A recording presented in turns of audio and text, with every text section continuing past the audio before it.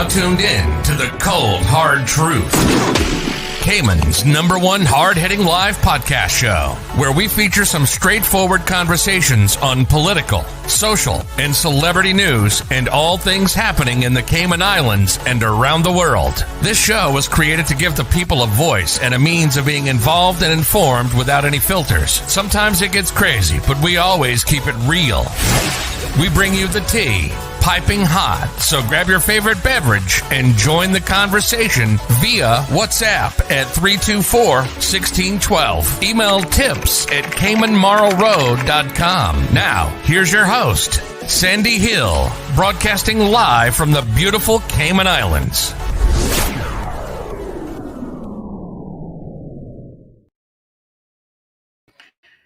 All right, folks, good afternoon and welcome to a special segment of the Cold Hard Truth.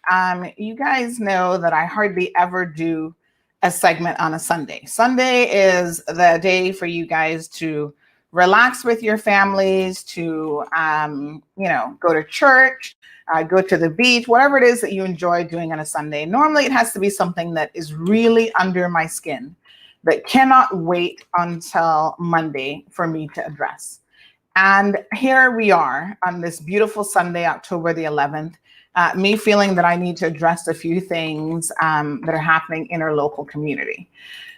The urgency of this is that we are waiting on our government to give us directions as parents, not me personally, but parents at Red Bay Primary. We're waiting on government to give them additional instructions on how to proceed as they now try to figure out, the year two parents in particular, how are they going to handle this quarantine situation? So I want to spend a little bit of time discussing this. I do have Alric, who's going to be joining us here in the studio in just a little bit. But before Alric jumps in, I need to go a little bit hard. So I know Alric is a sweet, nice person, and he might not be ready for this kind of hardness on a Sunday. And I should warn all of you that if you're not ready for this type of hardness on a Sunday, turn the volume down just a little bit. Don't tune out, but just turn the volume down a little bit, because what I'm going to say is as hard and cold as it gets. So a couple of days ago, we saw that the governor's office announced that they would be giving out some awards. Let me just say this about the award process, right? So good afternoon to all of you, by the way. I'm going to dispense with pleasantries by getting as quickly into this as possible. So the awards ceremony was not ceremony, but the awards process. I don't know how it came about. I don't know how the decision was made. What I do know is it has stirred the pot in this community in a way that is making a lot of people feel uncomfortable about who has received these, is it rewards or award? I guess award is the correct word, and what they received it for. So first things first. The first point is, a lot of people in this community think that how the hell do you receive an award for doing your job and doing your job well? Isn't that what you're supposed to do? So there is that question. Now, I'm not trying to take anything away from Dr. Lee and his team and all of the other hardworking civil servants that have done their jobs and they've been redeployed in different areas. And yes, they may have made sacrifices like a lot of other people in this community, and they have done that well. However, let us keep a couple of things in mind. Number one, first of all, Dr. Lee has done a great job. I like Dr. Lee. He's personable. This has nothing to do with whether I like the man or not. As someone who doesn't have any background in epidemiology, we did see a couple missteps here and there at the initial stages that now we have forgotten conveniently about, but that's fair enough. We're all in this together, and it's a learning process, and we will continue to learn and grow with this COVID pandemic. But they're all getting a full salary. Which civil servant has received a salary cut to this day?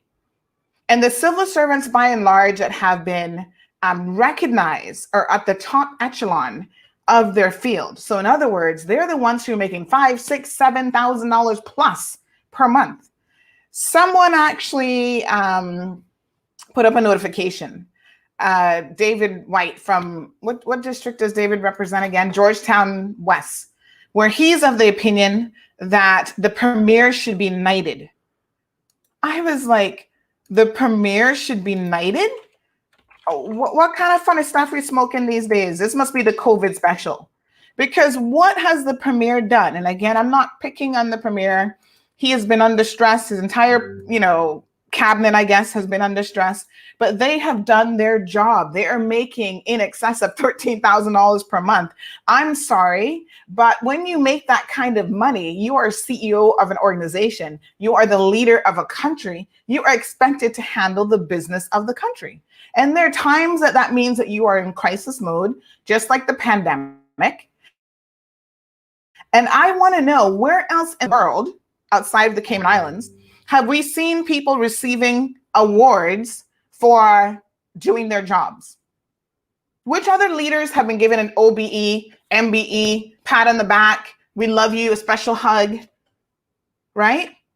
The government has said they would not take a pay cut.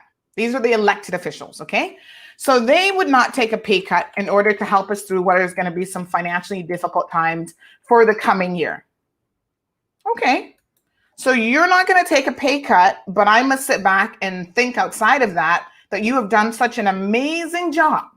There are people in this country, yes, who have lost their entire livelihoods. And we must think about knighting you because, and here's what it said. David White says, we are a blessed island. Let me just screen grab this because I don't intend to read all this bullshit, to be quite honest with you. And I'm surprised that those of you who actually liked it and had commentaries to say about how they're saluting the premier for doing his job. And I'm thinking to myself, my God, we are so deep in the SHIT and so deep in, drinking this Kool-Aid that it just is a bit unbelievable, to be quite frank and honest. All right. So he goes on, what a wonderful job he's done. Sir Alden McLaughlin Jr. Oh, yes, because he definitely deserves that title. He should be knighted, he says. He's worked with him so closely. I've worked closely with the premier since 2001. He says, but even closer since May of 2017. And I have personally witnessed his deep love for Cayman and the Cayman Islands. Oh, excuse me, folks. Deep love. Isn't that what you're supposed to have when you're running a country? Hopefully you do love the Cayman Islands. You are the premier of this country. So your deep love is nothing that needs to be, recognized. It's nothing that should be extraordinary in any way, folks. Then he goes on to say, I can say that the Cayman Islands is the envy of other countries because of our success concerning COVID-19. And I firmly believe this is vastly down to our premier. No disrespect to no one, because there are many who deserve huge credit. I love how he has huge spell, but nonetheless, we're going to let that slide. Education being key and all. And he says, the governor, how could I go about nominating or pushing for the premier, Alden McLaughlin, to be knighted? So he has apparently said that, he is on this gravy train of, why does he keep spelling huge that way? Am I missing am I wrong in how huge is spelled? Is that how you guys spell huge? Oh, okay. I don't know. Maybe that's an English thing. Do you guys spell huge in that way? But anyway, I digress. So he's on and on about why the premier should be knighted. Folks, let's stop the ridiculousness. The premier does not need to be knighted. The premier has done his job. And most of us agree that he has done a fairly good job. They've not been perfect. And we're going to talk about here in a second where sometimes they actually fall down quite heavily on what needs to be done in terms of informing the people. So I would not even ask for your forgiveness this morning when I tell you this afternoon, it's already afternoon, when I tell you this is a bunch of cockamamie. Nobody needs to be knighted. In fact, with all due respect, and I respect the governor, I do not believe that these awards should have been given at this particular time. It has opened a Pandora's box that did not need to be open, as we are still in crisis mode. What do I mean by that? What about the other people who were deserving of these awards who did not get? Namely, Craig Marin and his cousin, Mr. Cole. Let me just try to see if I can pull up his first name here. You guys might have to help me. But they were the ones who, before the government could do anything, before the government had organized itself properly, they were the ones who reached out to their contacts and made sure that we had PCR tests that came via Mexico as quickly as possible and were on this island before government could secure any. That's the kind of action by private citizens. It is not part of their job, right? Everything that Dr. Lee has done is part of his job. Everything that Alden McLaughlin has done is part of his job. Everything that he hasn't exactly done his job. Never mind. We'll leave him out of this, right? But the point is, every single thing that these civil servants have done has been part of their job, whether they have been deployed into a new section or not. So rewarding, people for doing their job and actually doing their job well, to me, is a problem. Thank you so much, Jewel and Tiana.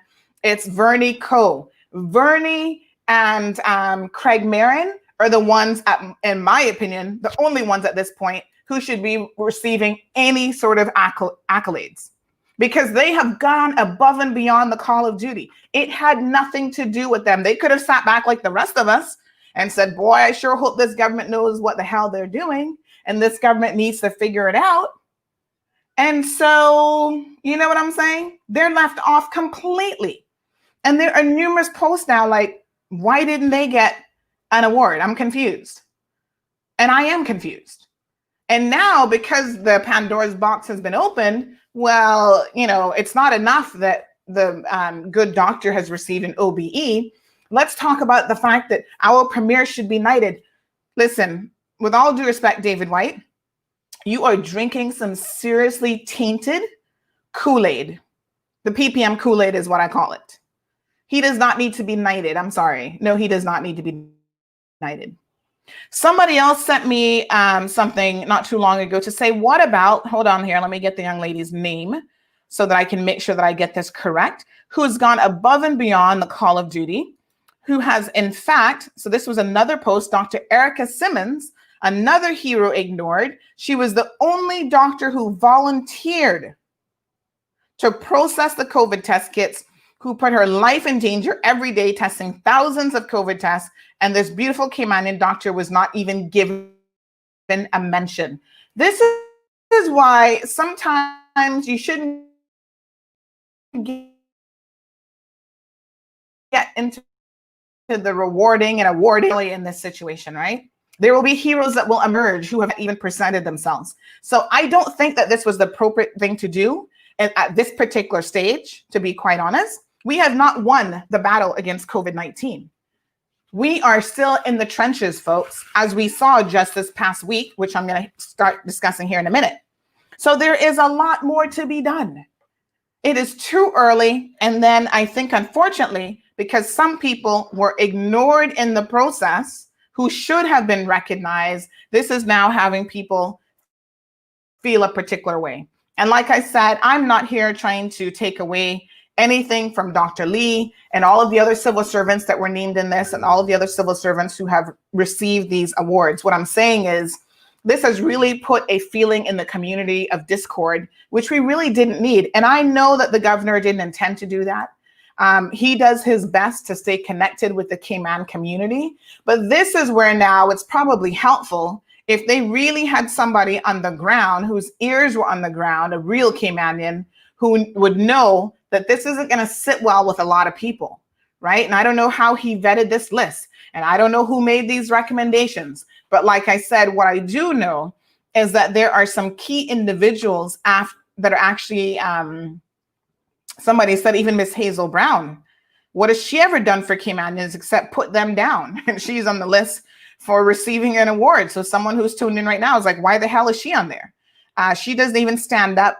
Don't even stand up to her because she has a personal vendetta against you, and God help you.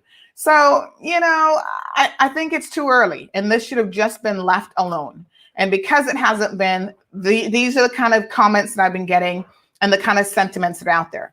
Let's refocus our thought process now away from this award fiasco, right? The whole situation with Red Bay primary. So we know that CMR was the first one to put it out there. We've got an infection at Red Bay primary. Year 2 parents were contacted by the secretary and told to please come pick up your kids. What they were anticipating would happen is that the other parents would have left their children at the school. Clearly, that didn't happen. The vast majority of students, and I don't have the exact figures right now, but the vast majority of students were picked up by their concerned parents, whether they were in year 2, year 5, year 1, whatever. Parents are like, taking my kid out. And they went and collected their kids on Friday. We had a press conference that afternoon, which I expected that they would do. And we also had one on Saturday, yesterday afternoon. Now, here's the thing. In the course of 2 press conferences, remember the first press conference, the Minister of Education was not present, which is very unusual, don't you guys think? Like, she should have been there. This was about a school after all. So I don't know if she was in Cayman Brac and she couldn't access Zoom, and I'm going to talk about her in a second and how she responded to a question yesterday. But why she was not there is something that baffles me to an extraordinary extent. The other thing that is very peculiar is the parents didn't, even after yesterday's meeting, they were told, oh, yes, you have to quarantine. There are people who listen to the press briefing, and I know this for a fact, who were posting questions on our page. I'm confused. How long are we quarantining for? What does the quarantine look like? What does it involve? It was only this morning that Hazmath put up something on their page, right? I don't even think that the government has sent out an official release to the people yet, or to the media to disseminate this information widely, but the exact date that you have to stay quarantined in if you are in year 2. And what does that mean? Now listen to me. Yesterday was Sunday. Friday, people were pulling their kids out of school. Children got tested. The vast majority of them have come back, all of them, as far as I know, have come back negative. But out of an abundance of caution, everyone who's in a year 2 group has to quarantine. Where is the government? And this is why I'm going to bring Alric Lindsay into this conversation. But where is the government in terms of how are these parents quarantining? Do you guys remember that the question yesterday was asked? Are these parents going to be, I think it was Wendy Ledger said, are these parents going to be getting the geo-tracking technology? And basically the government said, no, we don't have enough. We don't have the resources to do that. So I don't know if that meant the resources in terms of they don't have enough I am safe bracelets, or they don't have enough of these civil servants who've all been awarded for such exemplary, performance. If they don't have enough of them to actually man an additional 200 and something people. Now, this is a problem, and it demonstrates where there are still cracks and holes in the system. The doctor says this kid is probably not clinically infectious or an issue. What if he was, is my question. What then would have been the protocol? You've got 200 families, right? That you were expecting, I guess at least 200 families, could be even more, that you are expecting to self-quarantine. Please tell me who is ensuring that that is actually happening. Oh no, folks, we're going to rely on the honor system. So in other words, we tell you to self-quarantine and you're going to do it. Yes, okay. It's a lot easier to know that a quarantine is being breached when the entire country is under home quarantine. So if anybody's on the street, the police are out there saying, hey, what are you doing on the street? Show me your exempted letter, etc. When you have select homes that are self-quarantine, you do not know if any of those parents went to the grocery store on Saturday before the 1 o'clock press briefing that actually said, make sure you're self-quarantining. Because to be honest, there's a little bit of a miscommunication here and how the parents themselves have received the information. No one has contacted them individually and said, ensure that you do not leave your house as of Friday until the 17th of October. That isn't what has happened. So the parents are relying on the media, and the government always tells you don't get it from anybody else. So don't listen to CMR or anybody else. Get it from official media. Official media has on this point until this morning, and it's not even official media. Hazmath hasn't had anything to say about this until this morning. Are you trying to honestly communicate with all of the Cayman Islands, or you're just telling, the person's, the community at large, that they have to just tune into your one or two select sources for information and nobody else? Because to me, that makes absolutely no sense. When you're trying to protect everyone, you disseminate the information broadly, as widely as you possibly can. You get from home, you yell it out. That's how it's supposed to work. But the issue is there was no clarification, no protocol in place for how parents should now be handling this self-quarantining. So now we know, and we put it up this morning already, here's what you need to know if you're part of a year 2 group. Okay? You're required to isolate at home at least until Saturday, October the 17th. At that point, you will be retested. Exit testing will be done at the South Sound Community Center from 9 to 12. So everyone has to show up at that location. Isolation instructions mean that parents and siblings and all household members of these children are to remain at home and have no contact with anyone else outside of their immediate household. These are the details that we should have had from Friday, my apologies, when the first phone call was made, come and pick up your kids. As you're picking up your kid, you should have been receiving a printout. Here you go home right now, self-quarantine. How many parents do you think picked up their kids on Friday and the kids said, oh, mommy, now that I don't have school for the rest of the day, can I go to Burger King, please? Sure, honey, no problem. Let's go sit down in Burger King. And I'm not picking on Burger King. I'm just saying wherever kids like to go. There's a slide outside. Go play on the slide. Mingle with other kids. Oh, it's Friday night. Let's have your cousins come over. It's entirely possible that the parents did not put their minds to the fact that, oh, shoot, I probably shouldn't be having anyone come in contact with me or my family. Okay, I'm going to be cooking Sunday dinner, Friday night, Saturday morning. I go to the grocery store. How many of these parents might have been 7-day Adventists? And they got up yesterday morning before the 1 o'clock press briefing, and they went to church, and they enjoyed some glorious sermon and service, and they went to Sunday school.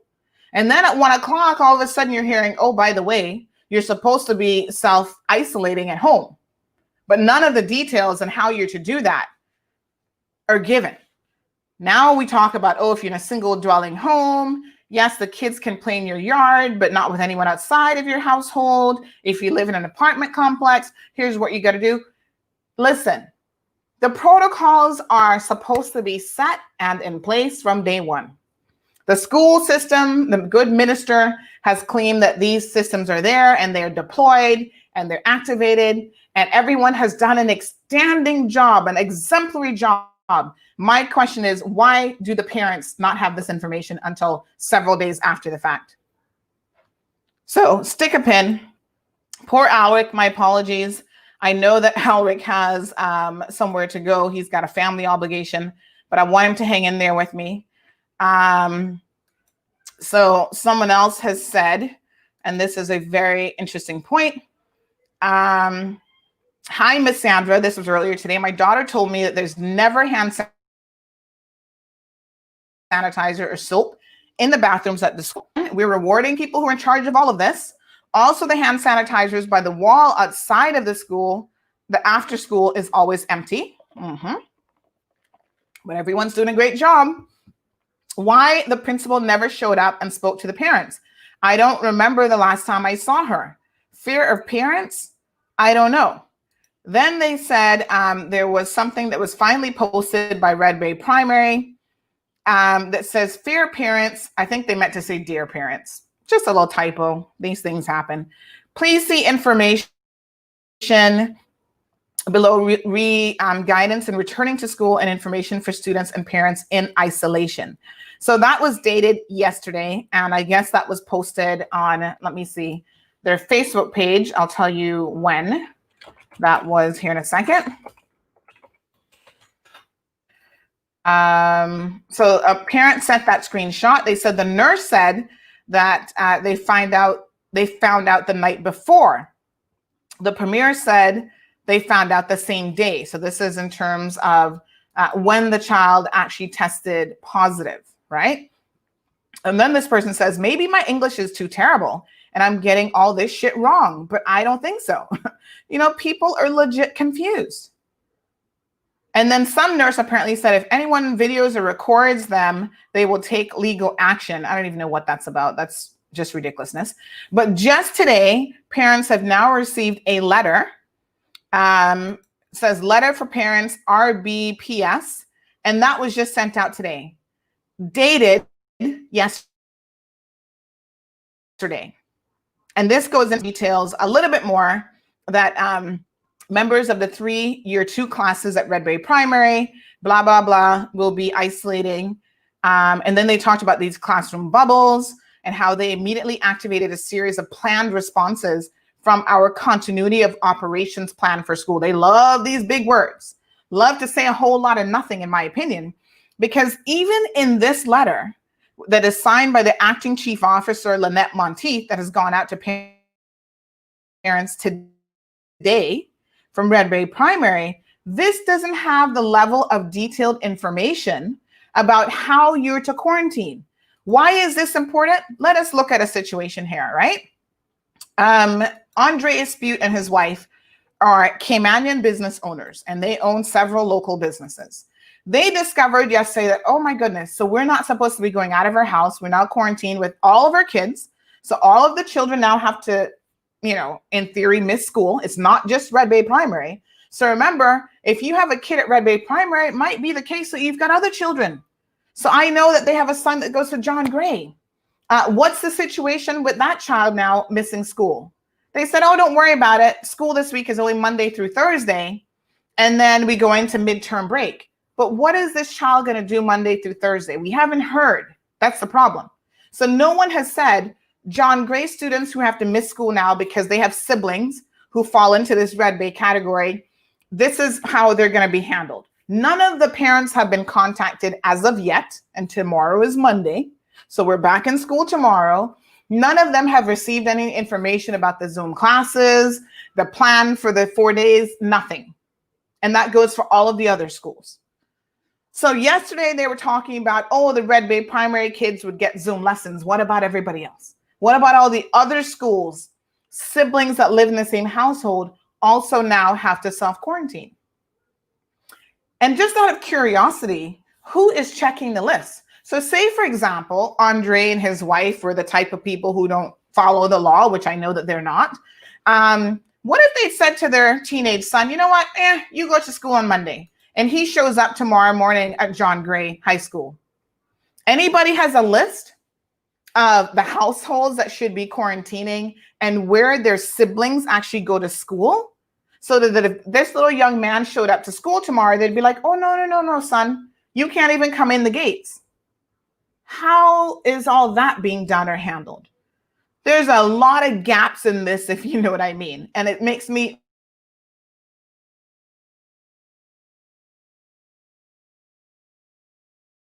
very, very uncomfortable that with so many united for what? Okay.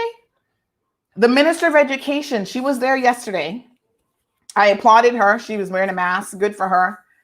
But I'm still confused because none of these questions were really answered. We didn't get a lot of information. One of the questions submitted to Donna was like, what about parents who are self-employed? I guess if you work for someone else and you tell them, well, the government says I've got to quarantine until the 17th, then they're going to say, well, I tell you what, we're going to give you some vacation time, some sick leave. I don't know how private sector is handling it.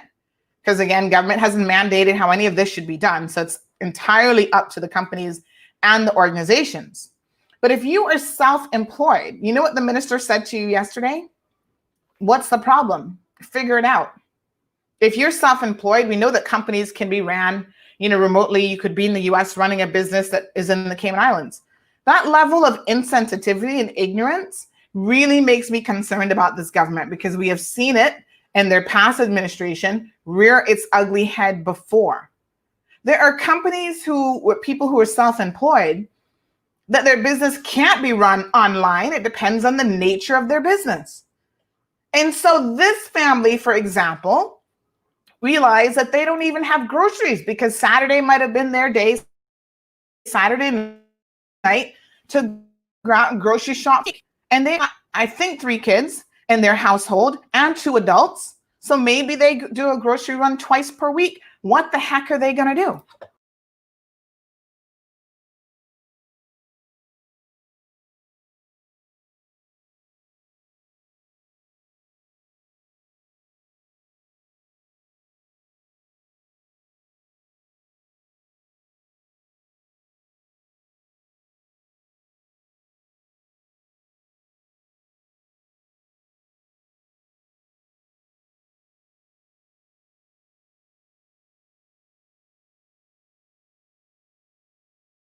Sorry about that. In my haste, I clicked a wrong button. I was just saying, thankfully for them, they were able to reach out to Alric and say, hey, Mr. Lindsay, you know, we are in need of some groceries. And Alric was like, let me just send somebody to deliver groceries. Now, you know, had they not even explained their situation to Alric, or maybe they got the wrong MLA, like Barbara Conley. Now, I like Barbara on a personal level, but as an MLA, I'm not quite too sure.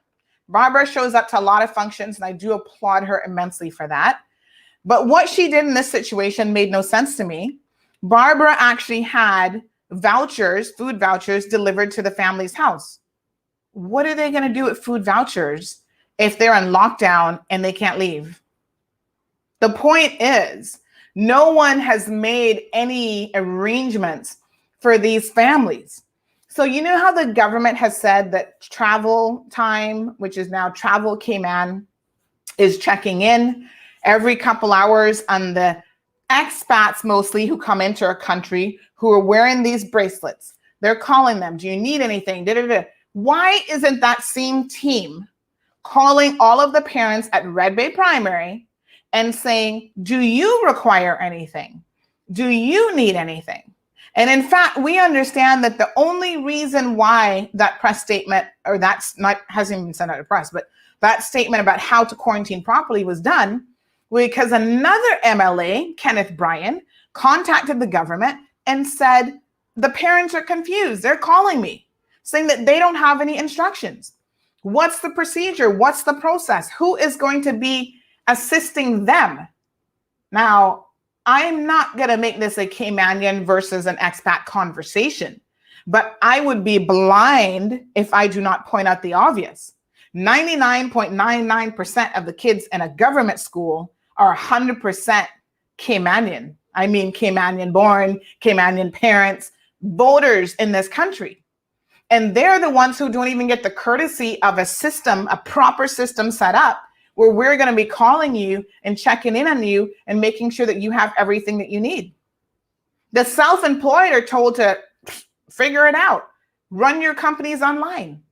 What if that's not the type of company that they have that can be ran from online? With all due respect, Minister of Education, your inability to see how small business owners, micro business owners would be caught between a rock and a hard place right now because there are things that they cannot do, okay?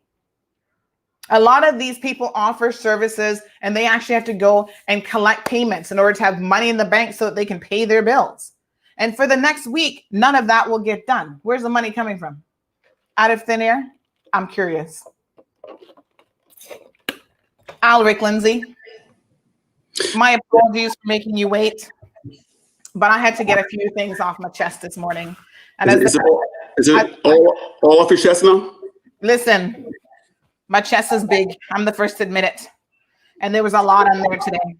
I just don't like how this situation has been handled. And what really started to grate on me even more is the fact that in the process of not handling all that well, we've got people drinking this super, toxin Kool-Aid, talking about let's start knighting people.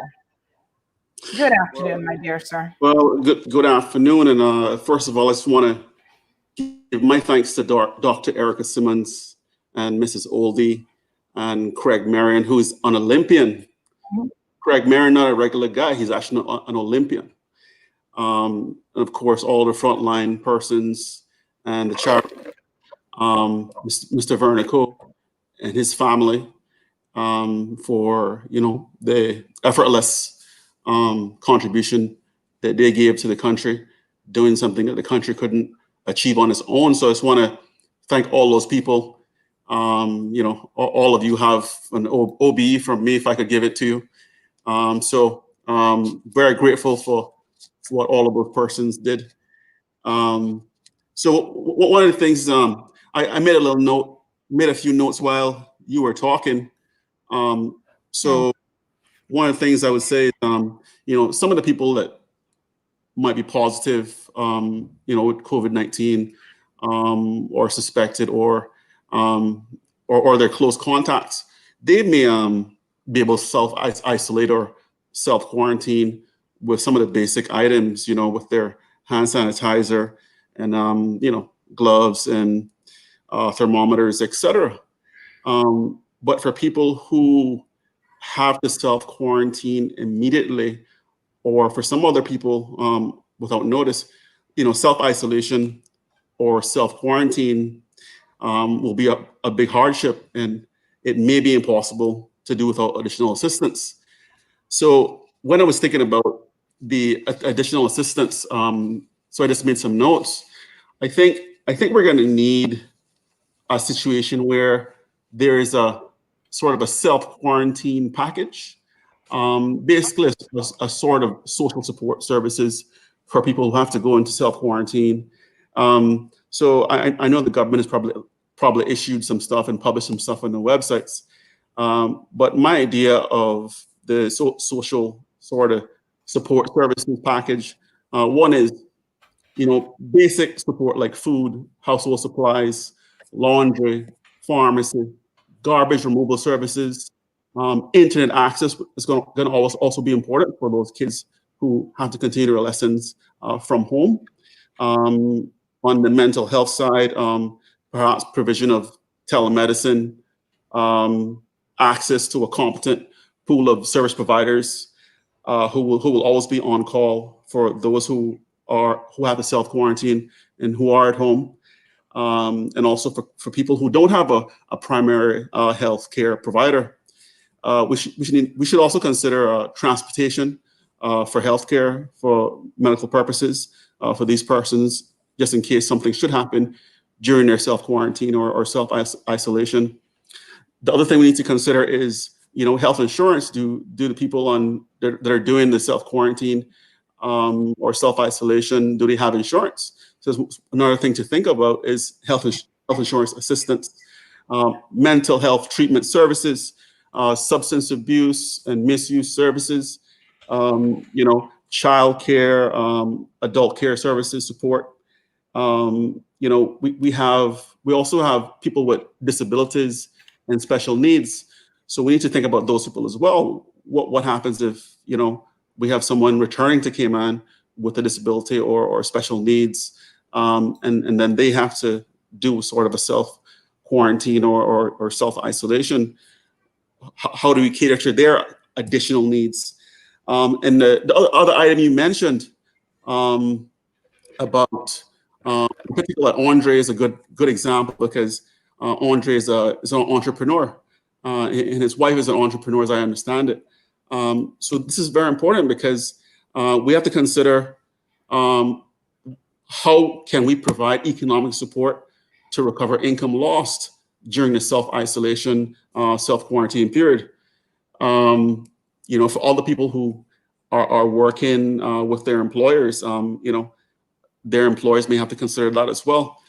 But it's even more important for someone like Andre, who's an entrepreneur, because if he's not working, he's not going to earn an income. So it's a significant hit. And when I think about things like this, I think back to all of the concessions that we give to people who are coming to Cayman to start new developments, etc.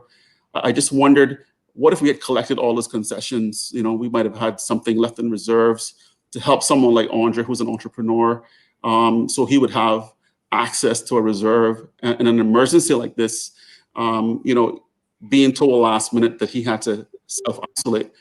If we had that emergency reserve, it would have been something that, he could have accessed and taken care of his family during this period. Another note I made is, I think at this point, we sort of, as a country, have to take an inventory of all existing resources that are available to assist our people when they are in an emergency situation, in self-quarantine or self-isolation. We need to find ways to fix any gaps that we identify. So some of these things may have been addressed already somewhere on the website, but I'm just sort of giving some suggestions of, the things that we need to look at in order to take people that are in self-quarantine. And I don't know if it's going to take a government and a private sector partnership to bring resources to get together for comprehensive support for individuals and communities. I think the last thing I would say is, once sort of a social support services package is available, in conjunction with all these partnerships between private and the government, once they're in place, Cayman needs to determine how rapidly the requests will be processed and how the people are able to, what are the steps to assess eligibility. We need to have mechanism in place to ensure that the people that are under self-isolation and self-quarantine, they get some sort of expedited waiver for eligibility criteria. Because when you look at NAU, for example, they have their criteria, and you'd have to you have to go through a process with NAU of assessment. But in the case of someone who has been placed in self-isolation or self-quarantine, without notice, for example, the entrepreneur and his family in this case, then in some cases, I think we need to consider waiving the eligibility criteria. Of course, that's controversial because you have Caymans as well who've been on a waiting list for a long time. And of course, those Caymans are going to feel funny if eligibility criteria is waived for some people. So there is some controversy there. What I would have to say is, we need to take out the bureaucracy of the processes, because any absence of timely support, it could cause hardship and could cause a person to actually break the self-quarantine and self-isolation if they can't get help. If a person can't get help for himself and his family, he may actually break the quarantine just to go out and get some money, just to go out and get some food. So for these reasons, it is in our best interest as a country to make sure that we have relevant support services in place, and we have relevant partnerships in place between the government and the private sector. I mean, it only makes good sense in my mind. And this is why I'm a bit confused as to why this group, these parents, are getting any less support than the travelers who have come in and decided to self-quarantine in their home. It is in the best interest of the community to make sure. And someone was asking, well, if all of the test results came back negative, why are they self-quarantining? Because there is still that window from when the young man was sick from over a week ago up until the 17th. There's still that window of potential exposure to the virus in terms of other children, and it might not yet have manifested itself. So I keep saying this over and over again, but it's as though people really not understanding how this virus operates. Although everyone took a test on Friday and they have been cleared in terms of there was not sufficient viral load in their system to get back a positive result, that does not mean that they do not necessarily have the virus, or they may not have been infected. So they have to still go that 14-day period. So essentially what is happening, what government has done, I think, again, no one is explaining this particularly well. And that's why we're still getting questions like this. The 14-day period, which is essentially 2 weeks, right? The first week would have been from the following Friday when the kid started to get sick and he stayed home. So remember, we got confirmation early on when we were at the school that the child had been out for a week. So that's the first week of your 14-day period, basically, is what's happening. The second week of the quarantine, the 14-day period, is now starting now, or as of Friday, and we're going to take it up until Saturday the 17th. So that's the 14-day quarantine period. So everybody, including that child and his family members, as well as all year 2 kids, have got to remain at home and have to stay home until they can do a second test on the 17th. And then we know that if that second test comes back with the all clear, we can be very confident that none of these children have been infected. Other parents are here in the conversation saying, listen, this so-called bubble system isn't foolproof, and it's not as bubble proof as they think. So Jade has said the children are mingling after school. You know, they get on buses together. They're mingling in neighborhoods. So she's not even convinced that just because the child was in year 2, that the only group that should be, isolated is the year 2 group. There are parents who think the entire school. Now, parents, it was only mandatory for the year 2 students to take the test that day. They were pulled aside, and I saw them and their parents standing under the little shed at Red Bay Primary. A lot of parents took advantage of the drive-through system yesterday at the HSA. 500 people went through that in the matter of several hours. And I know a lot of that represented Red Bay Primary students. On Monday, they're going to be giving that opportunity again for parents or anyone to go through another HSA-sponsored drive-through system. COVID testing is free in this community, so by all means, avail yourself of the opportunity if your child is at Red Bay Primary or any school for that matter. So I think that those are some interesting points. Sue mentioned, I think it was Sue, mentioned something about the person who's now on a respirator. And what I can say to you is that child is not the person who's on the respirator. So I just want to clarify that, because I think you may have made mention of the fact that you heard it was actually the child. It is actually not the child at all. I think it's an adult, and I guess, they're not going to give us a whole lot of details on who this individual is. However, something like 70% of people who go on a respirator do not end up recovering. So the fact that they're on a respirator is not a good situation. It means that their health has significantly deteriorated as a result of COVID-19. So we're definitely going to be keeping that person in our prayers and thoughts and sending as much positivity to them as possible, but it is not the child. So the child, siblings, and both of the child's parents have all come back testing negative for COVID-19. There have been other family members in the Windsor Park area, in the Scranton area, who've already been tested, who had close contact with the child, cousins and other people. And a lot of them have contacted me to confirm that they have also been tested negative. One of the interesting things about this, Alric, is this particular child, although they've said the viral load is very low, and it's a weak infection, right? This child is a Caymanian child. So both parents are Caymanian. We, as members of this community, know who the parents are. We know of them if we don't know them personally. And so this is kind of hit a little bit close to home. I see Bruce saying earlier that he feels like I'm a little bit agitated today, and I am.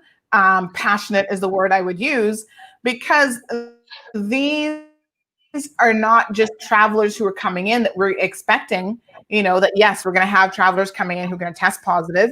They'll stay in quarantine, they'll retest positive. This is someone who was in the community, who was around other children, not just at Red Bay Primary, but in the neighborhood. They may have been part of the after school program. What's it called? Not Big Brothers and Sisters, the other one, YMCA, right? They might have been going to the local gym's dance classes or karate classes or whatever. So there's a lot of opportunity for this to have spread far and wide if this child was infected at a time when, she was out amongst other children and other people in the community. So I am passionate about that. This is the conversation that we need to be having, surrounding this, yes, absolutely. No need to panic, because regardless, we're going to have to deal with this situation. If the initial test results had come back showing 25 or 30 people had tested positive, you'd better believe we would be back in lockdown immediately. So my thing is, everyone is trying to work and we all have a role to play. And we're all trying to work as expeditiously as possible to make sure that we get things done. Because listen, it's not just us thinking selfishly about ourselves. We have to think about our neighbors, our other family members. Yes, this really is, we are our brother's keeper.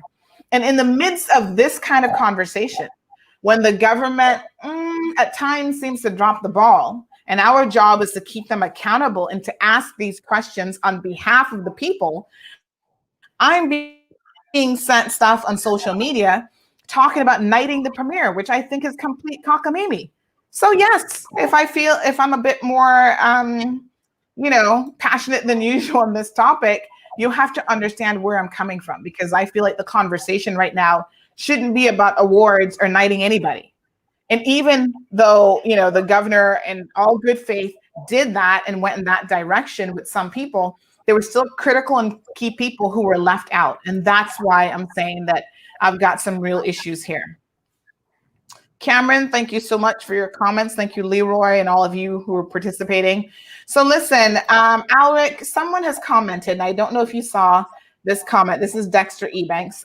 He actually gave his phone number on the Facebook page. So last night we received from the Esprit family the statement of how you assisted them. Now, I thought it was kind of interesting that the immediate response from the current representative was for her to post something responding, essentially saying that she had dropped off food vouchers. So I think in that moment, it must have become a little bit of a tit for tat, which, whatever. I don't know exactly who's advising her to post certain things on social media, or even if she's doing it herself, it's entirely possible that she actually has someone else doing it. What I do know is when that comment went up, that kind of rubbed a lot of people the wrong way. Like, why would you need to even say that this is what you have done?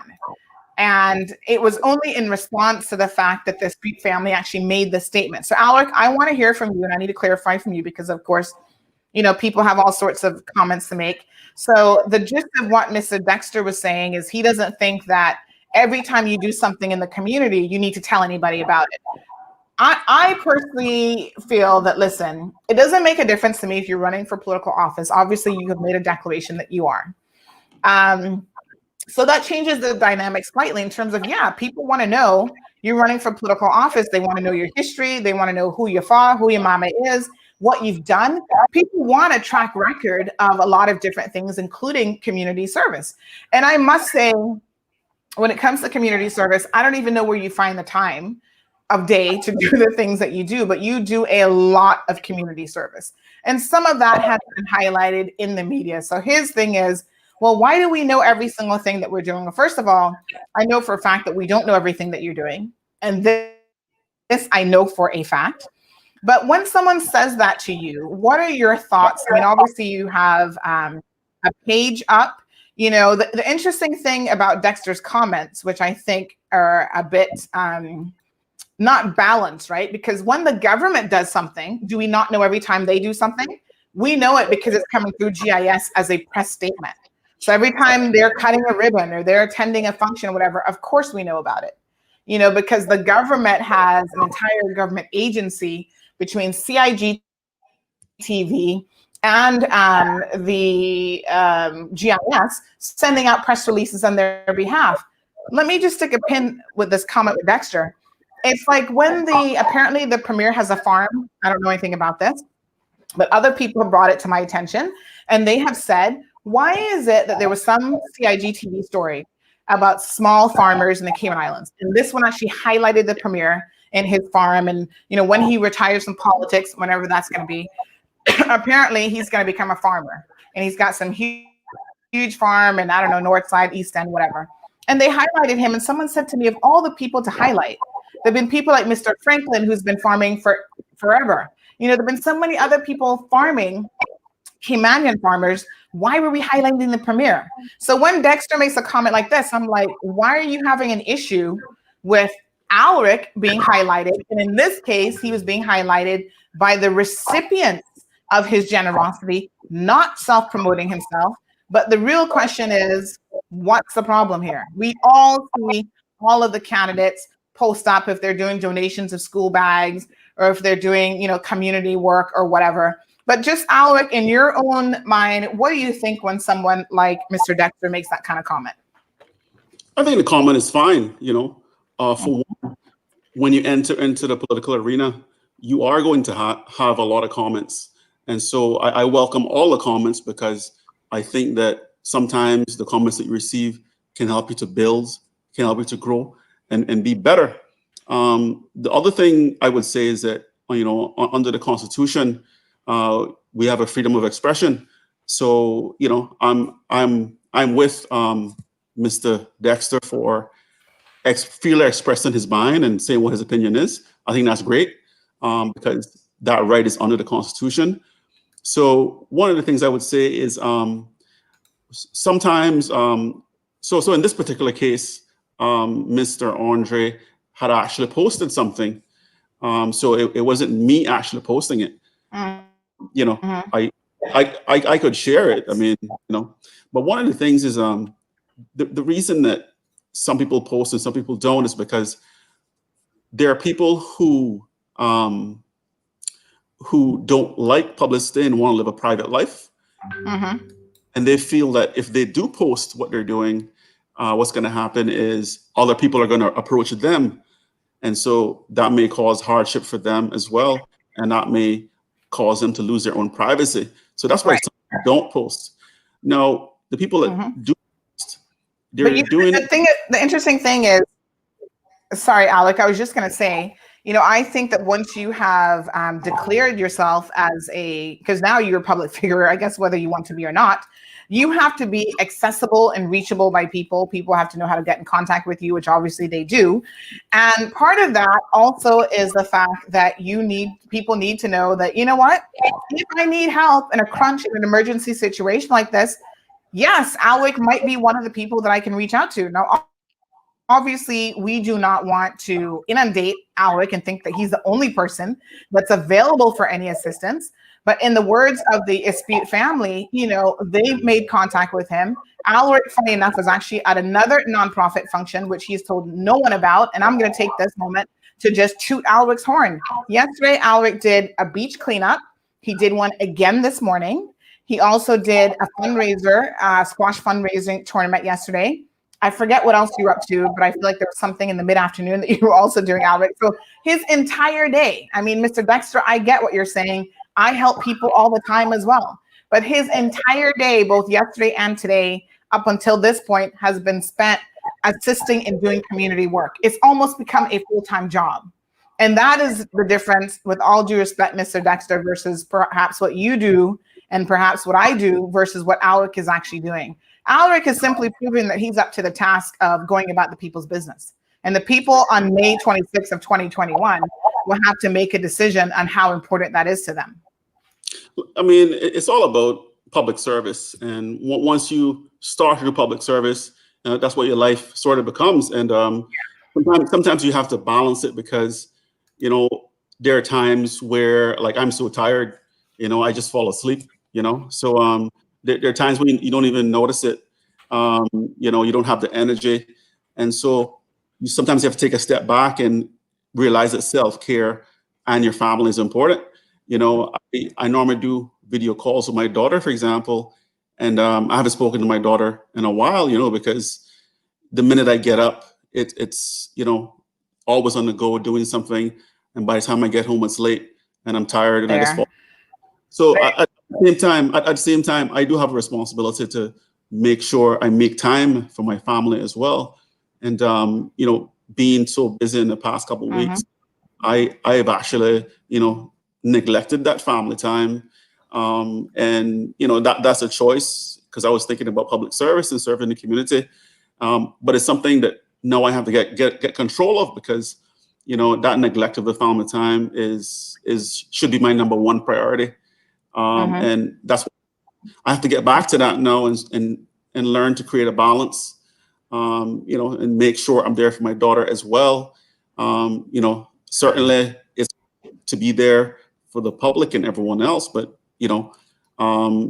these last couple of weeks, it's been pretty tough. But I know I'm doing it for the right reason, and I'm just trying to be there for community and help other people. And the thing I was going to mention earlier about why people do post, one of the reasons to bring awareness. For example, over the past couple of weeks, we've been doing beach cleanups and at Barker's, Smith Barcadere, Northside, and today, we did, Peace Bay. So one of the reasons why stuff like that is posted is because we have a tremendous amount of garbage on our beaches. And part of it is, we used to blame it on tourists, but now today we collected 280 pounds of garbage. And we wait to make a point to the public. 280 pounds was only a portion of what was there and what we need to go back and now collect. So part of the garbage comes from residents who are going to the beach. And I mean, we find most of the garbage in terms of beer bottles and condoms and other things that are left actually in the trees. So we actually have to go into the trees, and I think this is where people are actually hanging out at night. So we take the garbage from under the trees as well. So it's not what is just visible to the eye.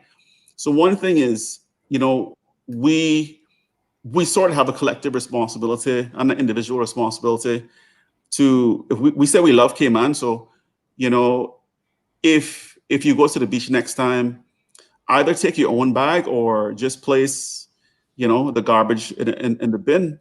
Some of the dangers, this garbage makes it back to the water. There's pollution. We even found a syringe today.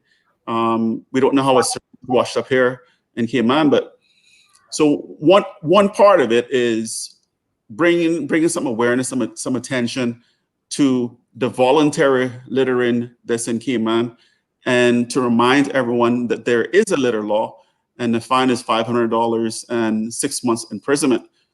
Now, some of those cases have been reported to the Director of Public Prosecutions, as I understand it, but some of those have not proceeded any further in terms of enforcement. And I don't know if the DPP has a priority list in terms of what's important to resolve. So that's one part of it, which comes from voluntary littering and bringing awareness to the litter law in Cayman. The other part of it is after every storm and every hurricane, a lot of rubbish actually washes up on Cayman shores. I'm not sure if everyone is aware, but I mean, it comes from other regions, from Haiti and other places. And the reason that we know is that when we pick up some of the garbage and we're looking at the labels that are still on the garbage, some of it is in French and other languages. I mean, some of that could have been imported here and sold in the supermarket, but the large quantities that we see after the hurricane, that with all these overseas labels, they suggest that some of the stuff has probably washed up here from other areas, maybe Haiti, maybe Honduras, and other areas that may have experienced storms. So that's two things. One is the voluntary littering, reminding people about the litter law and the fines and the penalties, and also the need for us to come together after storms and hurricanes as a community, in each of the districts. Yes. And make a voluntary effort on our own parts to clean up this additional garbage that has washed up here from overseas. So there is really a big awareness factor that we're trying to push to the public. So it's not self-praise. We have people like Protect Our Future, which consists of, a great group of young people who, whose parents support them and constantly keeping Cayman clean. We have Plastic Free Cayman. In relation to the plastics, one of the things that we try to bring awareness to now is, Plastic Free Cayman and Clara Hughes have been, coordinate with the government to come up with some kind of a bill to reduce the number of plastics. Now, it may not be possible to reduce your plastics by 100% in the community, mainly because a lot of the things that we do import, and when you walk around a supermarket, you can see it, a lot of those things are packaged in plastics. But we have to take a step-by-step approach. And as I understand it, conversations were had earlier during the year about introducing a bill or something else that would help to begin that process of reducing the number of plastics in Cayman. Like I say, practically speaking, we may not get to 100% reduction of plastics in the country because it's probably not practical at this time, but we can start to take steps.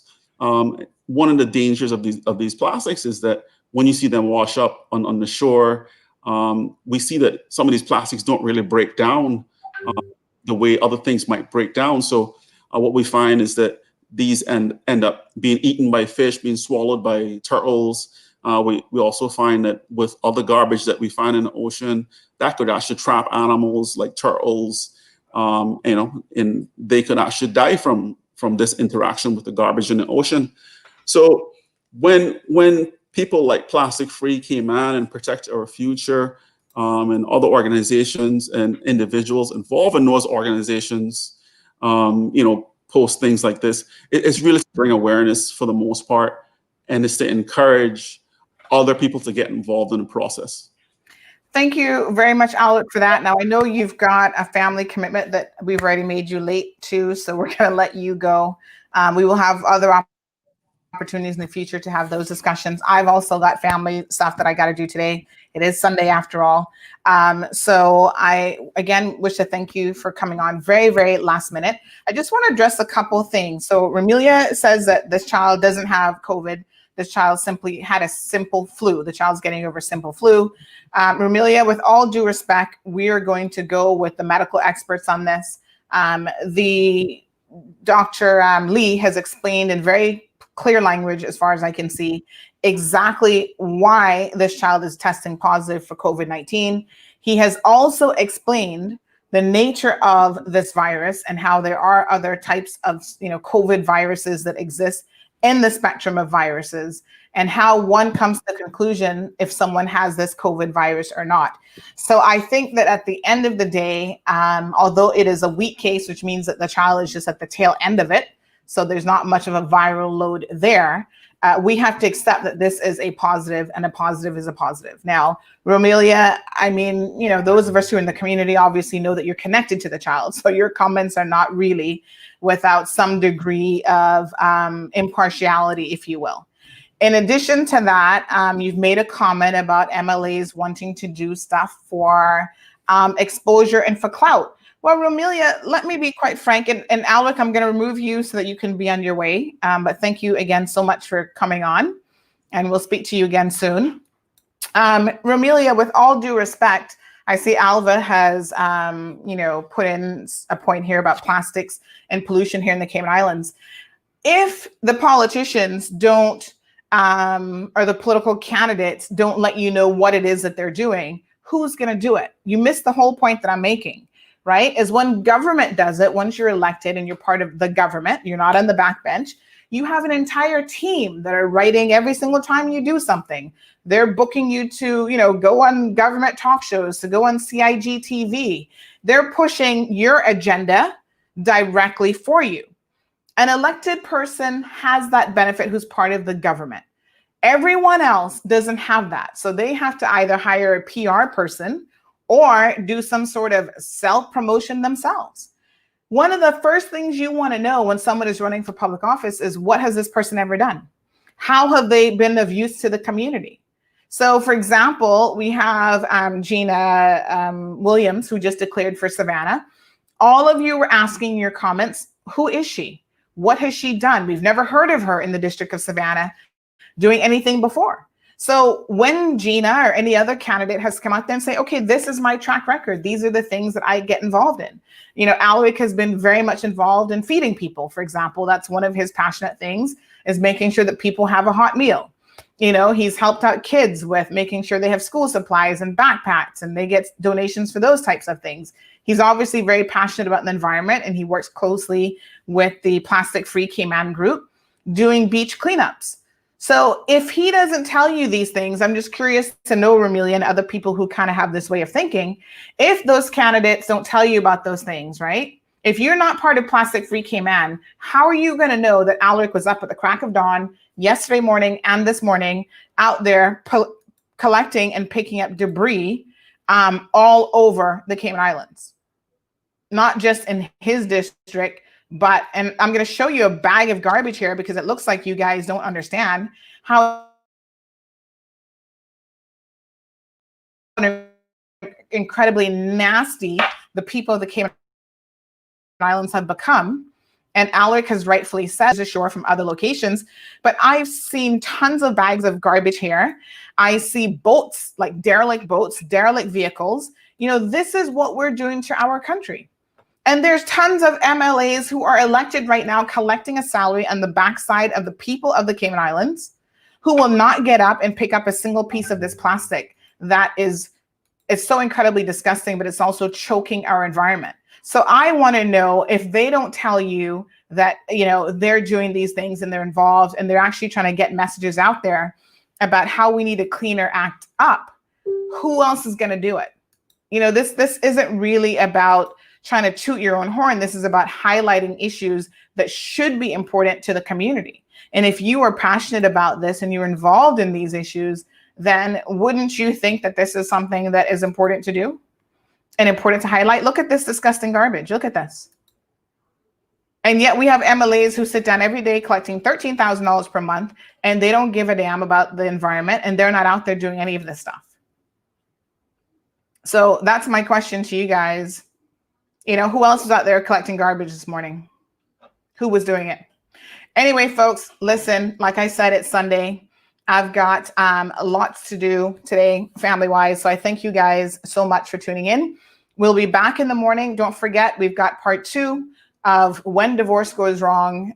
We'll be speaking with Miss Lorna to wrap up the story. And you guys are going to want to know that there's some interesting developments in that story as her soon-to-be ex-husband, Mr. Ricardo, continues to make all sorts of comments. He did reach out to us yesterday, now claiming that he wants to come on the show. And we're going to talk a little bit about that in the morning as well. So by all means, enjoy the rest of your Sunday afternoon. I apologize for even have to encroach on your Sunday afternoon because I know you guys like to relax on Sunday with your family time. But this was just an issue that was really under my skin. From Friday, we submitted a number of questions to government. And by the way, one of these same people received one of these awards, and they have yet to even respond to our questions about how the quarantining situation is being handled. We had a lot of questions about the procedure of who can apply and who can realistically expect to be approved to self-quarantine. And what we were told on Friday is that they were going to put together an FAQ that would be released today, that would hopefully be released today, which was on Friday. And none of that has happened as yet. And so we're still waiting because there were a lot of questions that people were posting about, okay, if you self-quarantine at home, how does transfers from the airport work? We know some of the answers because people have told us, but we shouldn't have to go off of what people are telling us. We should have an official government response, right? So those are the questions that we put to government, and the same people who've gotten these accolades haven't even responded to those questions yet. Some people are saying, no, you can't quarantine if it's a rental. Other people have said yes. So we need clarification. All we're asking for is information. It's so simple. Help us out here, folks. Government, just answer your emails. Give us the questions. Give us the answers. We've got the questions for you. Give us the answers on behalf of the people because they are the ones who want to know. And in lieu of that, people will speculate. And people will have discussions and we'll get it wrong. And you're always happy to jump up when we get it wrong, right? Like the whole NAU thing. Oh, well, technically NAU was going to be desensitized or deep cleaned anyway, but it wasn't connected to this. What do you think people are going to believe? You think people are really going to believe that? There was never an announcement about NAU being closed for a week to be deep cleaned until CMR said, well, our sources said NAU is closed for a week. And we know that a parent of the child works at NAU. So you put 2 and 2 together. We didn't get 5, with all due respect, Alden McLaughlin. We got 4 because we do use good old common sense, Cayman and common sense, as you rightfully said. And now you're telling us, well, it's a coincidence that, the deep cleaning was scheduled for next week. If you would simply communicate with the people, why wouldn't you have, before Friday, informed the good people of this country that NAU was going to be closing for an entire week? One of the busiest offices in government, the NAU, the Needs Assessment Office, is going to be closed for an entire week for deep cleaning. We hear nothing about it until after this whole COVID thing with the kid. And yes, his mom works NAU and blah, blah, blah. And now you tell us, oh, it's just a coincidence. And oh, the coincidence is not in our favor. What you saying, man? What you saying to me? That deserves a little. I got some. You hear my jackass button? I got some special buttons here for you guys now. Anyway, folks, enjoy the rest of your beautiful day. I'll see you tomorrow morning, God's willing.